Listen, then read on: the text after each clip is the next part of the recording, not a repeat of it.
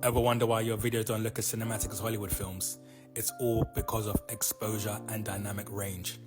Modern cinema cameras boast 15 to 17 stops of dynamic range, while consumer cameras often have 14 or less.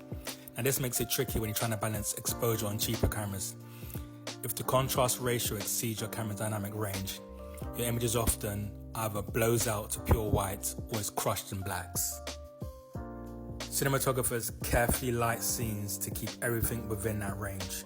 To nail the right exposure, they rely on tools like Light Meter or digital tools like the Waveform and False Colors, which is what I'm using now on my Ninja Ultra, which are built into high-end cameras like ARRI and Red. False Colors is a go-to. Red means pure white, purple and dark blue signals blacks, and green is in the middle. These colors help you control exposure precisely, giving your video that pro look. These colors represent IRE values. Now, if you haven't seen basic exposure on my previous post, I recommend you go and watch that video now. Now, what I'm doing now is trying to dial in the correct exposure.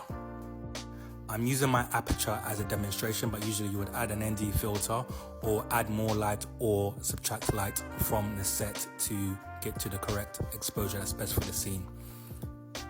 If a camera has great dynamic range like this one, you're allowed to go over by 2 stops. You want to overexpose slightly so you maintain the details and the highlights. I'm currently dialing down so that I get the Venetian blinds in the correct exposure. And don't be alarmed if you see a little bit of red. Hit the like button and follow so you never miss a frame of the cinematography course series.